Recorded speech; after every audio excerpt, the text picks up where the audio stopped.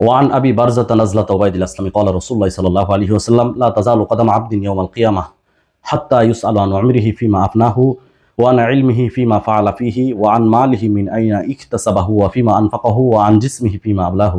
উবাইদ ইবনে আসলাম রাদিয়াল্লাহু তাআলা আনহু থেকে বর্ণিত হাদিসে রাসূল সাল্লাল্লাহু আলাইহি ওয়াসাল্লাম বলেছেন, কিয়ামতের মাঠে, হাসরের মাঠে একজন ব্যক্তি 5টা বিষয়ে জবাবদিহিতা ছাড়া এক কদম পর্যন্ত আগাতে পারবেন। অর্থাৎ হাসরের মাঠে একজন মানুষকে, একজন মুমিনকে অবশ্যই 5টা জবাবদিহি করে এরপরে এখান থেকে যেতে হবে।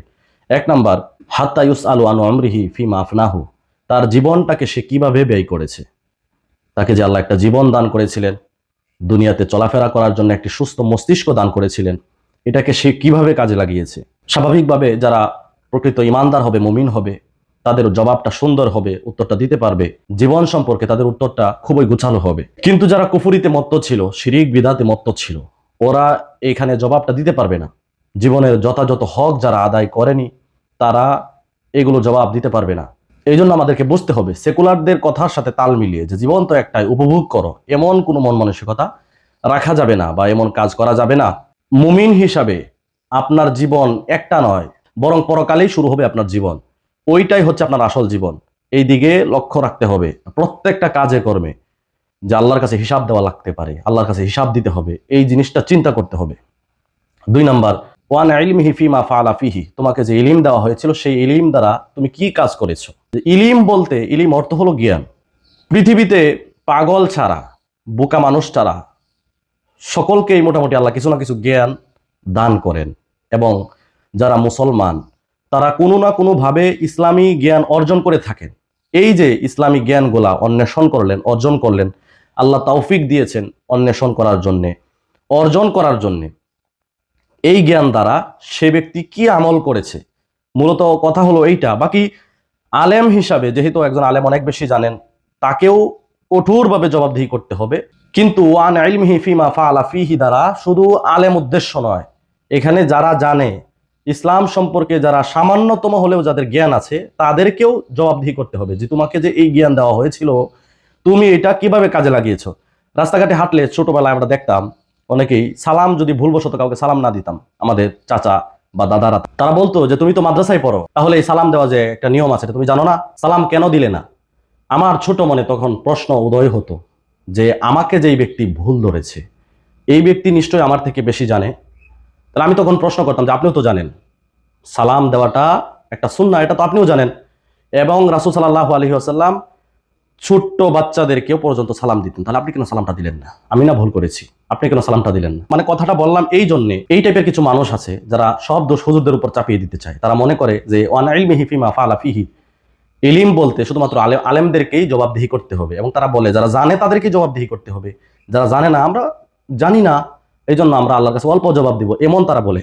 অথচ যারা ইসলাম সম্পর্কে জানেনি, পূর্ণাঙ্গ শিক্ষা নেয়নি, তাদেরকে কিন্তু কেন জানলো না এই জন্য জবাবদিহি করতে হবে। আমি শুধু এই কথাটা বললাম এই কারণে যে কিছু মানুষ এমন আছে, এদের মেন্টালিটি চেঞ্জ হওয়ার প্রয়োজন। বাকি আলেমদেরকে জবাবদিহি করতে হবে, আলেমদের জবাব কঠোর হবে, এটা আমরা জানি এবং মানি। এরপরে 3 নম্বরে, ওয়ান মালিহি মিন আইনা ইকতাসাবাহু, মাল সম্পর্কে জিজ্ঞাসা করা হবে, এটা কিভাবে তুমি অর্জন করেছো। এটা কি হালাল তরিকায় উপার্জন করেছো নাকি হারাম তরিকায় উপার্জন করেছো। যদি হারাম তরিকায় উপার্জন করে থাকো, তাহলে কঠোর শাস্তির ব্যবস্থা রয়েছে। একজন মুমিন হিসাবে 1 কোটি টাকাও যদি হারামভাবে আসে, তাহলে মুমিন হিসাবে এগুলোকে ছুঁড়ে ফেলে দিবে। 1 টাকা যদি হালাল রাস্তায় আসে, এই টাকা দিয়ে সে জীবন ধারণ করবে। একজন মুমিনের জীবনে এটাই হলো কাম্য।